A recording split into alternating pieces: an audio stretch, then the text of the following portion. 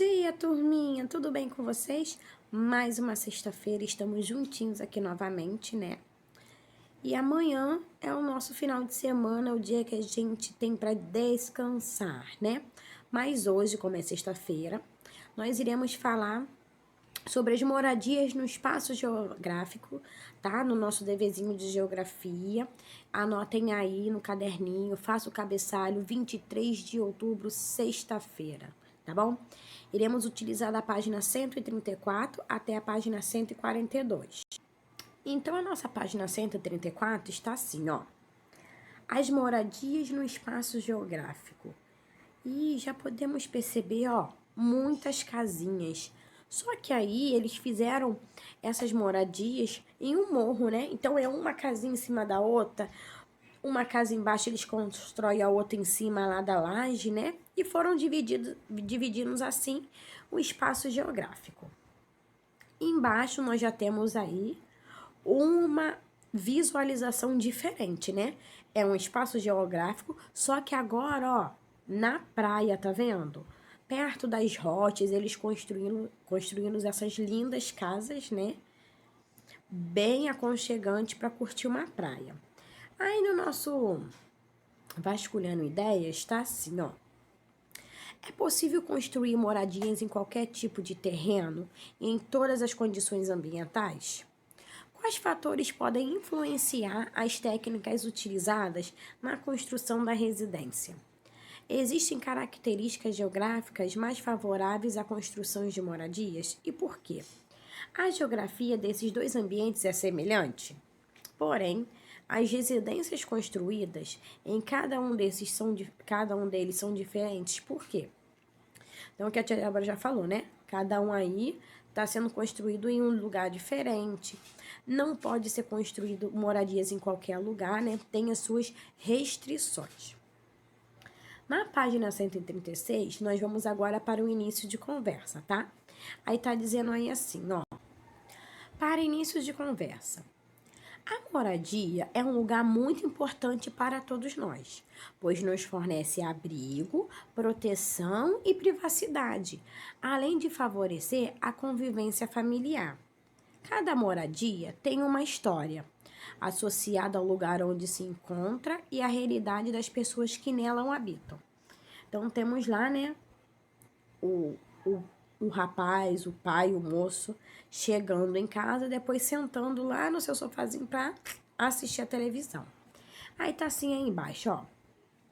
Diferentes condições geográficas, como clima e relevo, exigem determinadas técnicas de construção e podem se definir estilos arquitetônicos. Diferentes condições socioeconômicas, por exemplo, renda familiar e grau de escolaridade, costumam determinar o tipo de residência, grande ou pequena, confortável ou não, em qualquer uma que nós moramos, né? Então tá assim, pessoas pobres muitas vezes moram em locais inapropriados. O que é locais inapropriados?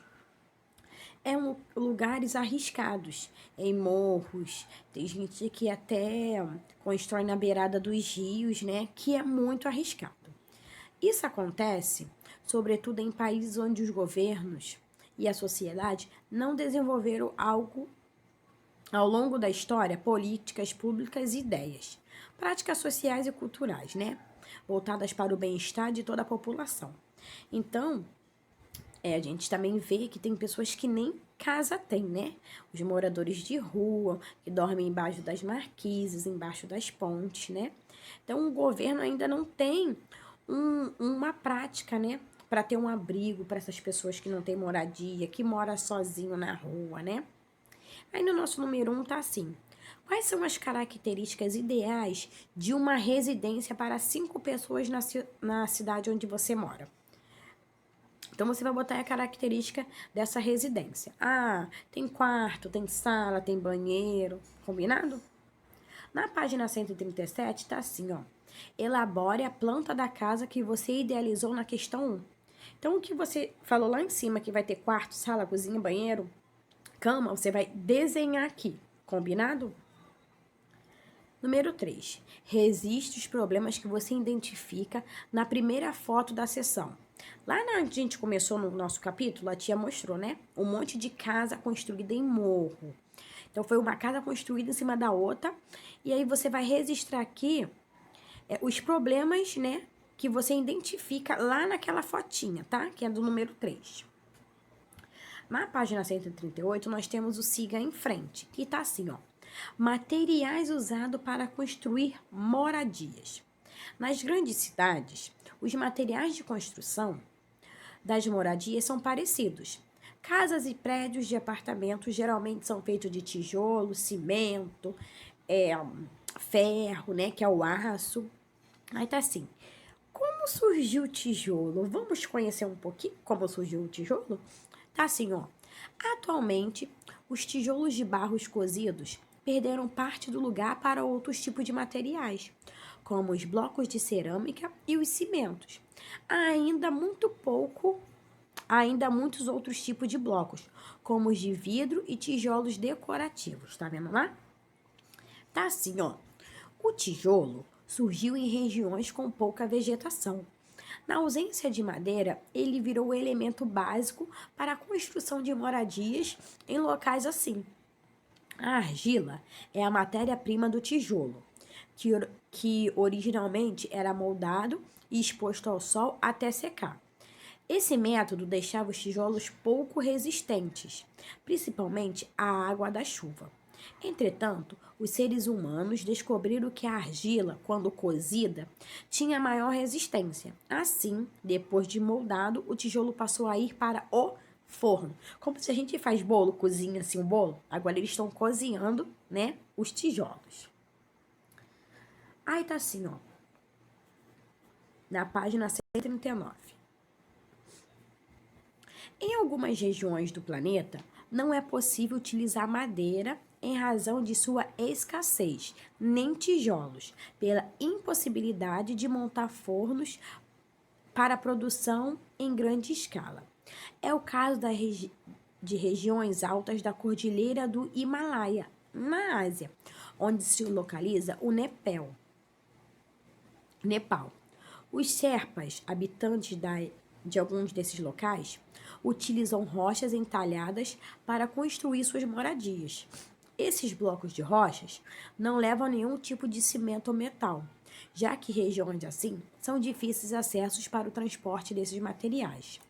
Nesse tipo de construção, as rochas são encaixadas uma a uma, como peças de montar. Tá vendo lá a fotinha?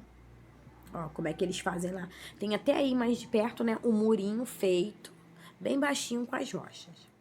Em outras regiões, moradores do campo, por vezes, dispõem de poucos recursos tecnológicos, seja pelo alto custo de alguns, seja pela dificuldade de acesso a outros. Para pessoas com menos recursos, a residência pode servir ao mesmo tempo como abrigo e, em alguns casos, também como local de trabalho e de armazenamento de produtos. Em outras áreas rurais, os agricultores fazem a colheita e armazenam em galpões ou silos. Silos são construções para armazenar produtos agrícolas como grãos e cereais. Galinhas ficam em galinheiros, animais grandes de porte, como cavalos, bois e vacas, ficam em estábulos ou colcheiras. Cada um tem seu abrigo. Em propriedades rurais, no estado de Santa Catarina, por exemplo, é comum a residência ser construída próxima a estábulo. Sabe por que isso ocorre? Muitos moradores desse estado da região sul do Brasil são descendentes de europeus, vindos principalmente da região dos Alpes, uma área montanhosa no centro da Europa. Em seus países de origem, as casas no campo são semelhantes a sobrados, e nelas o gado dorme na parte inferior e as pessoas moram na parte superior. Como neva em muitos lugares da Europa no inverno, e por isso falta pastagem, os animais são mantidos no estábulo durante essa estação do ano. Assim, é mais fácil e seguro para os criadores cuidar desses animais para obter deles o exemplo do leite que utiliza para se alimentar. Moradias são construídas com diversos materiais. E seus espaços são divididos em poucos, conforme a necessidade de quem as constrói ou as habita. Existem diversas formas de representar residências, dependendo de como as observamos. Se as olharmos de um helicóptero, por exemplo, seus telhados são os elementos mais evidentes. Tá vendo aqui na fotinha, ó? Telhado das casas, né? Lá em São Paulo. E lá embaixo, por último, nós temos o nosso gabarito, caso você tenha alguma dúvida, tá bom? Por hoje é só. Nós temos mais leituras, né, do que atividade. Então, ó, aproveita para praticar aí a leiturinha para pôr em dia, combinado? Super beijo, fiquem com Deus e um excelente final de semana. Tchau, tchau!